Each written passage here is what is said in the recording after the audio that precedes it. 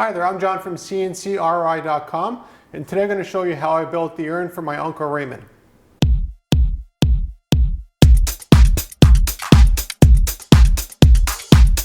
My Uncle Raymond was my father's older brother, and when he was in his 20s, he built the cottage that I've been featuring for a couple of years here at CNCKing.com, both with the laser and the router.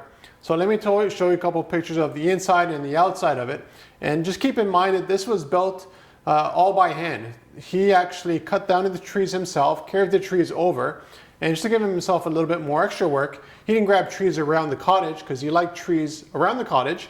He went far into the forest, grabbed the trees over there, dragged them over by foot, and he would cut them, take all the bark off. It was a tremendous amount of work, and it took him a couple of years to build it, but it's a memento in our family that I plan to visit every year for as long as I'm around. So when I found out my Uncle Raymond died, my cousin sent me off a drawing of what he wanted for an urn. And what I chose to do is, out of all the wood species I have here in the shop, I chose to use maple because it's a very strong wood. He was an accomplished woodworker throughout his life. Sure, he built the cottage, but he also built furniture for in the cottage. He built a whole bunch of small houses in the forest, hunting cabins, all these kind of things. And it was kind of funny because he'd always be building stuff in the forest, whether he had a license to do so or not. And then every once in a while the police would find him and they'd say, okay, you got to take down your cabin out in the woods. So you take it down and then build another one just, across the street, so to speak. And then they'd find that one. So he's always going back and forth with them. I always thought it was kind of funny because he has such a passion for woodworking. So when it came to making the urn for him, I wanted to make something that was incredibly solid.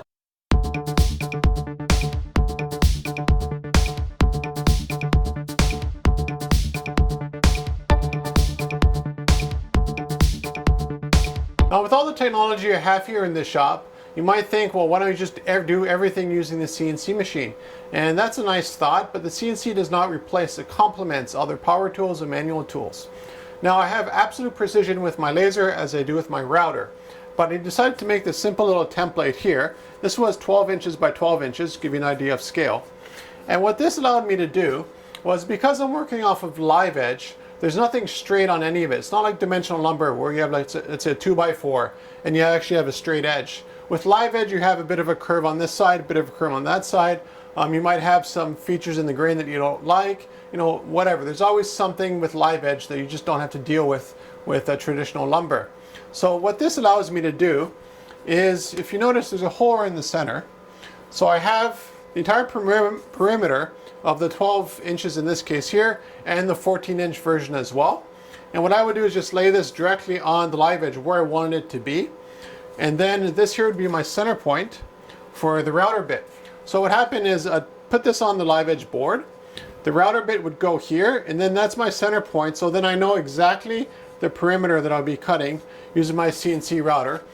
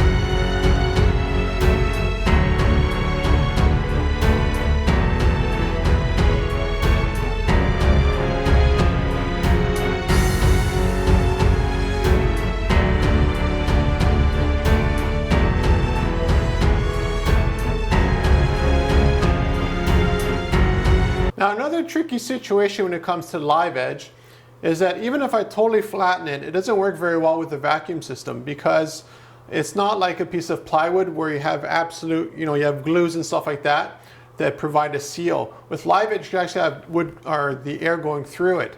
And so to hold it down, I had to use screws and traditional, I guess, CNC hold down methods. Now the challenge with that is that when I was cutting out my 12-inch and 14-inch square pieces, I couldn't cut all the way through, because if I cut all the way through, one, that would become a projectile and shoot across the shop pretty easily, so it's pretty dangerous. It can also give a shock to the spindle and cause other problems with the CNC router down the line. So the easiest way to do is to cut it out and then not go all the way through, so leave a little bit of some material at the bottom, so that the hold down method I used to hold the whole live edge was active throughout the whole method. The problem, I guess, with that is then I got to clean up all of those pieces. And for that, I use my amazing bandsaw, which I've featured in a ton of videos and that I just absolutely love using.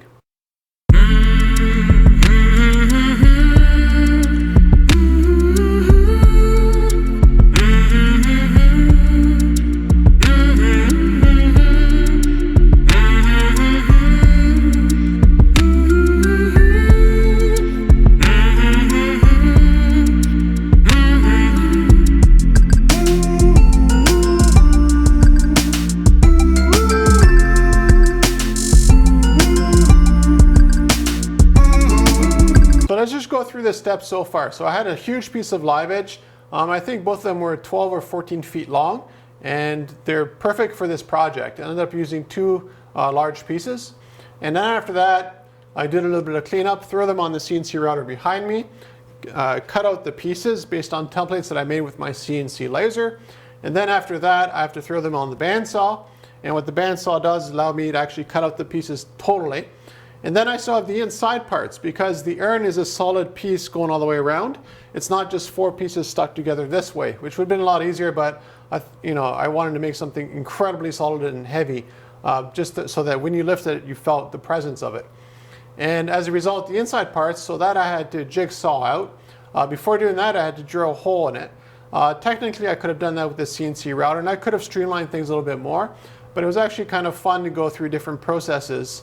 And while I'm doing that, of course, I'm thinking of my uncle. So it's a good way to go through, I guess, through therapy, just to remember the great times I had with him, and just spend my time making something really nice and durable for the whole family.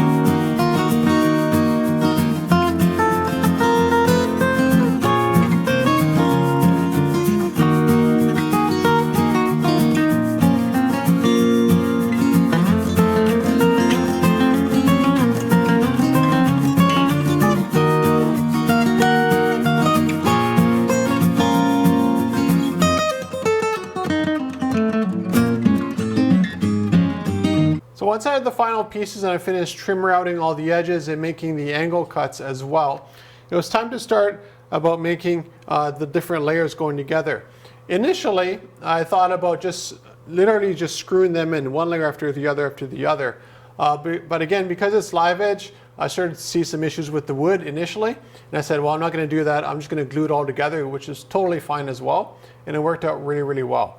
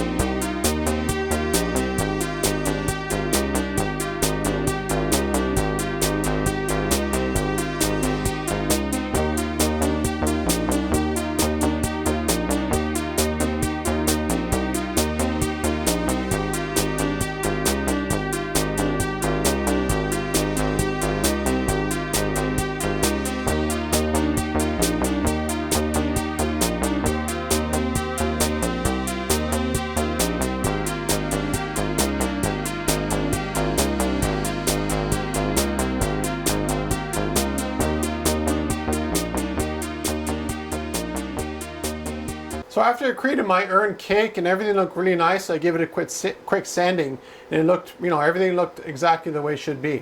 The next step with that was actually to make the panels to go on the side. The reason I decided to make them on the laser afterwards and then glue them in place rather than engrave them directly on the urn sides is, one is because I made like a layer of a cake, you'd have different grain densities. And laser engraving that might be kind of tough because some of the details would go deeper than others and it wouldn't be consistent. And if I happen to hit the glue or other sort of things in the wood, again, you'd have different inconsistencies in the engraving. The nicest process to accomplish a really nice result is just to make some solid panels like this and do the laser engraving and stick it on. Now, of course, the other issue is if I had just happened to be on the fourth side and then I happen to screw something up, I can't really remove it. So that's another sort of nice thing about this here, because I was using photography that wasn't the most recent, and some of it was a little bit blurry, some of it wasn't the best resolution.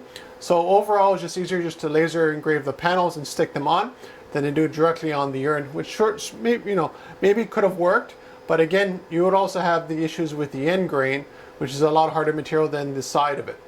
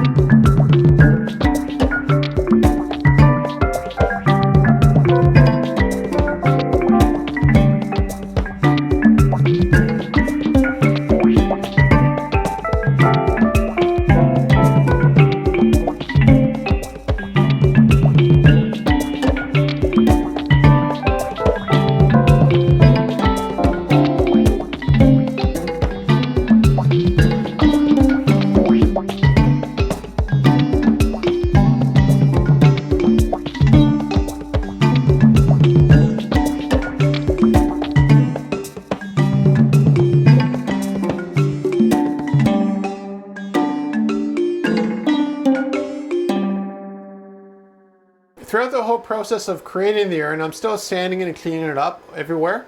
And when it came to finishing the panels, all that I had to do really, I already had flat surfaces all the way around because again, I CNC routed it, then I bandsawed it, and then I trim routed it. So everything was straight and flush all the way around, and it was actually to my cousin's spec as well. So then I just had to glue the panels on each side. The panels had a picture of him, picture of the cottage, fingerprints, of course, the tools that he used to build the cottage too. And it was actually a really, really nice finished urn. And what surprised me at the end of it was just how heavy it actually was. You don't realize how heavy a piece of live edge is until it's compressed into a small area.